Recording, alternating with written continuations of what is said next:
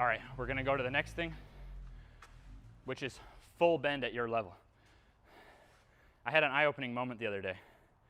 If we lived out in the wild and we had to survive, okay? And I've studied a lot of tribes and people who still live with no concept of exercise, okay? All the time, they're down like this in full bend. Yeah. They're also, you know, they're climbing up things, they're walking down hills with their knees over their toes, okay? Their knees are over their toes all the time, and they're full bending all the time. In studying hundreds of hours of footage, I haven't been able to find people in a natural tribe half squatting. I haven't been able to find it. When would you do that? This is just a pop quiz. I haven't thought of anything. When, if we were just out in the wild, when would we half squat? With the knees behind the, you know what I mean? Yeah. When would we do that? I mean, probably if you were getting like pushed over by like a predator and you were in a bad spot. Like, maybe. Oh, I'd be like, lion. Right? it's not, Just it's duck, not, just it's not duck gonna him. happen Tiger. in All a right. useful environment. Yeah. It's not gonna happen. My point is that it seems like top quarter is like a natural thing we do. Right. It happens when we run, when we jump. And then it seems like full bend is something we spend time in that position. I haven't been able to find a half squat. So even a study as recently as last year, at the end of the study, they said, we can't advise half squats for elite athletes. The people doing half squats end up with more pain and less athleticism. Now there's a huge difference between testing 18 untrained collegiate males for 6 weeks versus observing long-term effects. So we just see an inverse ratio between full bend and not having knee problems. So I think with that, I think we could actually wipe out 90+% of knee problems, the things that cause people to take drugs and surgeries for. Yeah. So while we get into this, Marcus is going to start. I think you're ready to just jump right into the dumbbell. Oh. I'll show the body weight version. We'll show this, boom, we'll hit this from like 2 different angles right here. Okay. So this can be started with just your own body weight of trying to get that full bend, which means for most people, lifting the front heel. Now he's going to actually be working towards keeping the heel down. He has additional load, just going to do 5 each side. And what's the most important thing that we learned so far is that assisted is okay. You see this? So without pain, going to your level of full knee bend. Most people are going to have to do this one side at a time. What am I going to do with partially artificial kneecap here? No surgeries on this side that are loose. So no matter how much double-legged squatting I did, my knees never felt quite right until I put it together here. So we want to master this first without weight, with the heel up to get that full coverage before we start going to weight. What the weight is going to do is then actually start pulling us deeper and deeper into that ankle mobility.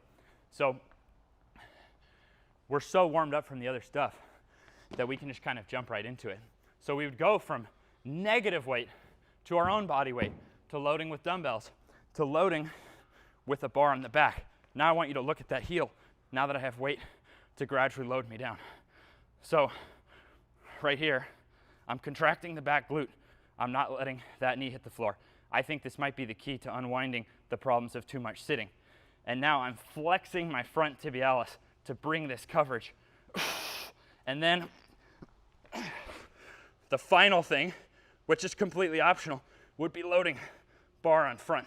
So I'm now able to take this into a safe, heavy exercise to drive up my leg strength that then works my mobility in a squat while bringing balance between sides, while giving me that hip flexor length. So all these things that we know we want, we can get from one movement. Now I'll have Marcus do, you can pick either the bar on back or front, and I'm just going to get down there and give a couple teaching concepts. Okay, good. Typically do this, and I'd like to get some coaching. Good, good, all right. So the first thing is I don't care if the heel comes up. Okay, this is going to be a process. What I do care about is the intentions. Good, go back up. Now at the bottom, go down. Now flex your front tibialis. Flex the back glute. Good job. Good. And when I coach people in person, I'm putting my hands there, and I'm trying to see how much he covers them. Good, go back up. So this is an excellent way with your clients. I'm putting my fingers there. Look at that, he's completely covering. Good job. So all his intentions are right, and those intentions over time lead to more range of motion and length. Plus, that is directly, if we look at the load of it, unlike a normal split squat here, we're kind of following that process of getting stronger in reverse of our knee pain. In fact, if I was in prison, and if I was in like solitary confinement for 23 hours and 55 minutes out of the day, and I was allowed to go out of solitary confinement for 5 minutes, I'd still be able to dunk and have all my mobility.